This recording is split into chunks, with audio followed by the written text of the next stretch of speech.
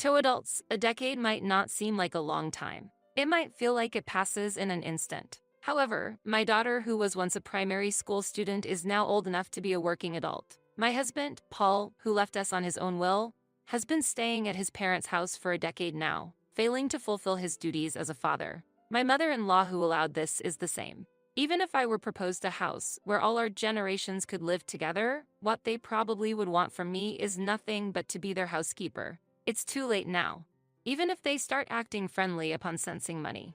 I have spent a decade raising my child alone. Unlike you, I haven't wasted my time. My name is Judy, 53 years old, a full-time housewife with a part-time job. My only daughter, Hannah, who commutes to university from home, recently received a job offer and will start working next year. I am worried about her as she is still oblivious about the world, but I am happy that she has grown up well. Raising a child felt like it went by in a flash, but I still have her student loan to repay. For over 20 years, I have prioritized my daughter, but I wonder what my life will be like from now on. It might be nice to travel, enjoy hobbies, or join the gym I've always wanted to go to. However, right about this time, both of my parents passed away. Their death was sudden, caused by a rear-end collision, killing them both on the spot. It was so sudden that I had no time to mourn, busy with funeral preparations and inheritance matters. After the meeting with the tax accountant was over and things seemed to have calmed down, I finally burst into tears and suddenly realized I should let my husband know. I picked up my phone and called him. There was no response. Of course, he wouldn't answer. I knew that. I had tried several times before the funeral, but he did not respond. I sent messages, but there was no reply.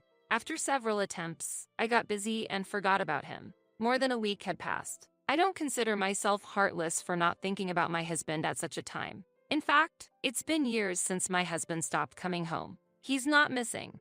He's living at his parents' house. Since he left the house of his own accord, he has kept his distance from me.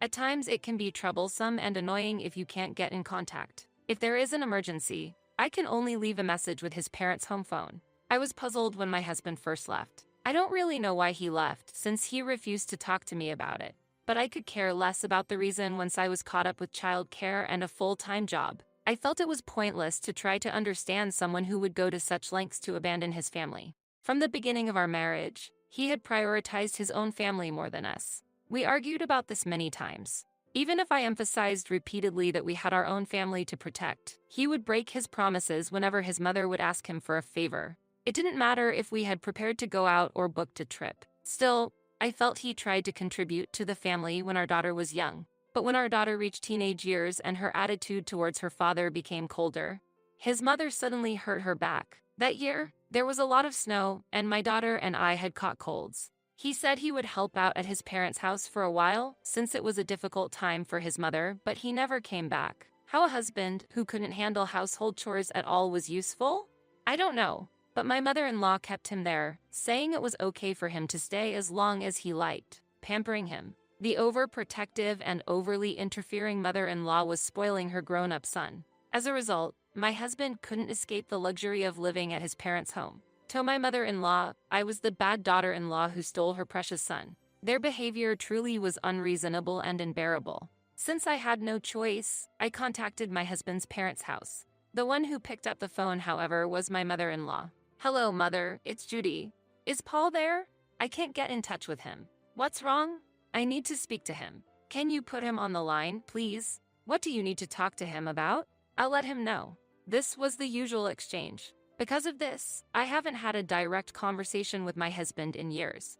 Actually, my parents have passed away. What? Considering the current situation, we held the funeral with only close family and friends. Why didn't you tell me such an important thing immediately? I tried several times. I can't believe this. How could you lack such common sense? I had no idea what she was talking about. What exactly does she mean by common sense? Outrageous. Why would you wait to tell me until after the funeral is over? That's why you're. By the way, what will you do with your parents' house? We're gathering as a family this weekend to sort things out. Then, my mother-in-law paused for a moment and said, "The big house." Yes, it might take some time since the house is huge. I see. My mother-in-law laughed ominously. Do you have something to say? No, not at all. It's nothing. Is that so? Then I'll excuse myself. After hanging up, my daughter Hannah looked at me with concern. Are you okay? You look upset. There's no need to force yourself to contact grandma or dad. You're too diligent, Mom, my daughter said with worry. It's not that simple. You have way too much sense of obligation, Mom. Hearing my daughter's concern, I responded, I just don't want to be thought of as unreasonable. Inside, I was raging with anger. I even thought it might be better to just cut ties with them. However, to my daughter, he still is her one and only father. It wasn't that easy to sever ties with them. The weekend arrived, and me and my daughter went to my family home. My siblings took care of the cleanup, and everyone played their roles, progressing steadily. Clearing out a house that no one has lived in was harder than I had imagined. We decided to leave the larger furniture and appliances to a professional service. All of a sudden, I received a call from my mother-in-law. It was rare for her to contact me. Judy, how's the cleanup going? Is everything all right? My mother-in-law asked cheerfully. It's as if she had some good news. She continued, actually, I'm busy with something urgent right now and won't be able to make it today. Sorry for that. I didn't expect her to come over to help anyways. We've barely seen each other since my husband left, so why would she suddenly say such a thing? I don't think she knows the location of my family home either. It's okay. Please don't worry about it. Don't be shy. We're family, so it's natural to help each other out. Is this some strange twist of fate? Normally self-centered, my mother-in-law seemed to show some sort of understanding for the situation. I decided to genuinely accept her feelings. By the way, when you said you're tidying up the house, you mean sorting through belongings, right? Yes, there are so many things, and it's quite a hassle, right? It must be difficult to be surrounded by so many things. Yes, especially with dresses and artworks. It's really challenging when there are items that we don't know what to do with them. I see. That sounds wonderful. I started to feel cold as I caught a glimpse of my mother-in-law's true intentions. I was a fool to think she was genuinely concerned. How could she possibly have been concerned with not being able to help? Is that all you wanted to discuss? Actually, I was genuinely curious as to how much your parents left you behind. What? Well, it's my turn next, after all. I just wanted to know, merely for reference. That varies from one family to another. Well, yes, but it wouldn't hurt to tell me a little, would it? I couldn't contain my irritation. During the 10 years we haven't met, did my mother-in-law grow old and become more audacious and greedy? My parents had instructed in their will that the inheritance be divided equally among us siblings. Needless to say, my mother-in-law has no right to interfere. Let's make this clear. The inheritance will be divided into 3, so it has nothing to do with you, Mother. What? I'm busy right now, so I'll excuse myself. With that, I ended the call. Her attitude was extremely rude. My parents had passed away, and she didn't offer condolences, only inquired about the inheritance. Then, my daughter, who had been tidying up another room, came over. Was that grandma on the phone? Yes, it was. What happened? Nothing for you to worry about. I replied with a wry smile, and my daughter looked slightly displeased. I'm an adult now, you know. Stop treating me like a child. I hadn't meant it that way, but her assertive response surprised me a bit. Indeed, she is now of an age to be treated as a full-fledged adult. I felt a mix of happiness and an indescribable sense of loneliness. Mom, I know what's going on. What do you mean? If my guess is right, I want you to make one promise. A promise? What kind? That's when I made a special promise with my daughter. A week passed, the house cleanup was nearly finished, and I was thinking of returning to work when the doorbell rang. Thinking it was the delivery guy, I opened the door to an annoying long time no see. I should have checked first. If I had known, I wouldn't have opened the door. There stood my mother-in-law and...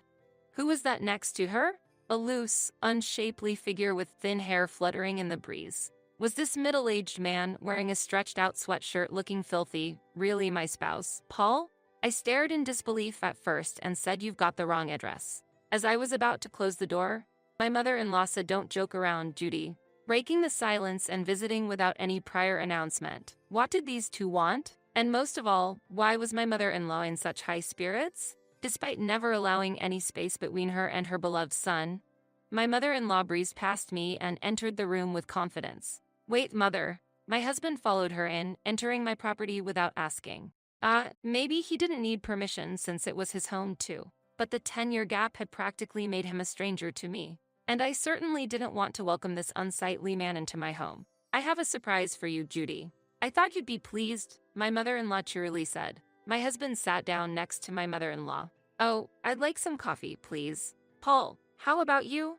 "I'll have tea." "Judy, please bring us some." I couldn't stand not just my mother-in-law's behavior, but my husband's as well. How can a man who left home without a word, spent 10 years at his parents' house, sending only a small amount for living expenses, and never contacting us, now demand tea as if nothing happened? Why should I serve you tea? Even if I were to oblige, there are things that should be said first. Although I was screaming in my mind, I maintained my composure and asked, "What's the occasion? What's wrong, Judy?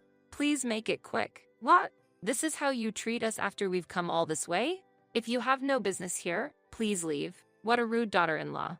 I see no reason why I should show manners to someone who appears out of nowhere after 10 years, following their own whims. I decided to remain calm. At that moment, my daughter came down from the second floor. "Hannah, it's been so long." "Grandma." My daughter's eyes widened in surprise. Even my husband seemed taken aback by her reaction. "Hannah, you've grown so much."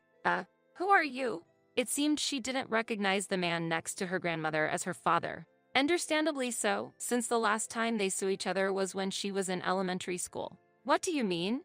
"It's me, Dad." "Wait, Dad?"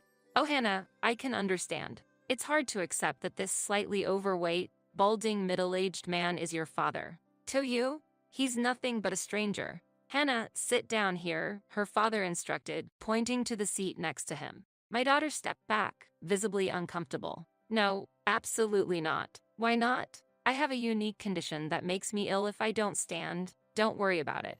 I felt sorry for my daughter. To suddenly have such a health issue. "Take a look at this," my mother-in-law suggested. She pulled out architectural plans from an envelope she brought, featuring the logo of a renowned architectural firm. The floor plan showed enough rooms for 4 families to live comfortably, a rooftop garden plan, and sketches of a palace-like exterior. A catalog for luxury cars was subtly included as well. "How do you like it?" "What is this?" "We planned our ideal home. Isn't it wonderful?" My mother-in-law seeked agreement, but I was wondering how I should respond. "The kitchen and utilities can be chosen as you like, Judy." "What do you mean?"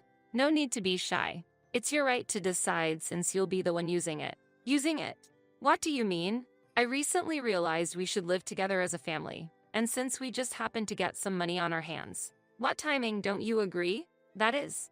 "I don't know the specifics, but how does that involve me?" "We're family, aren't we?" "I believe family possessions should be shared." I couldn't grasp the details, but it was clear to me that my mother-in-law was going out of control. Desperate to turn the situation around, I turned to my husband. "What do you think?" However, in response to my question, they just exchanged looks and nodded silently. Then, my mother-in-law whispered something to my husband so I couldn't hear. It's as if a secret meeting was taking place. My husband finally spoke up. "Seems like it's time for me to return home." Confused, I let out an unintelligible noise. "What?" "With the $3 million we inherited, I'm thinking of building a 2-family house to live there with my parents." My mother-in-law nodded smugly. "Isn't that a great plan?" Hearing this, my daughter couldn't hold back and exclaimed, "Did you hear that?"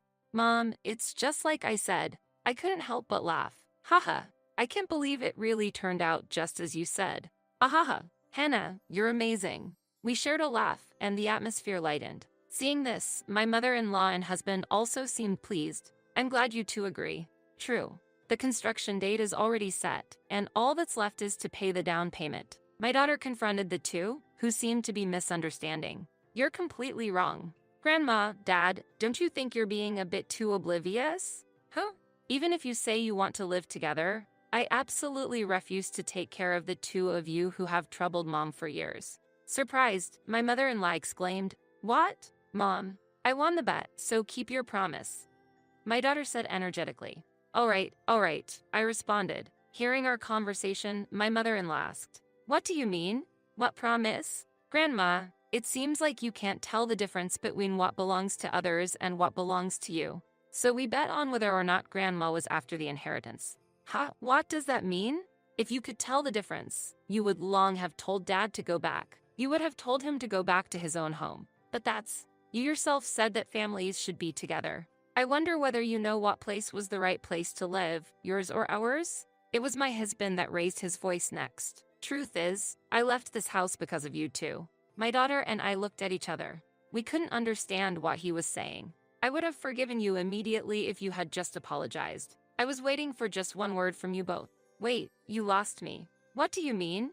"You told me to leave, Judy." I simply couldn't recall. "There's no way." I have no memory of telling my husband to leave. Have you really forgotten?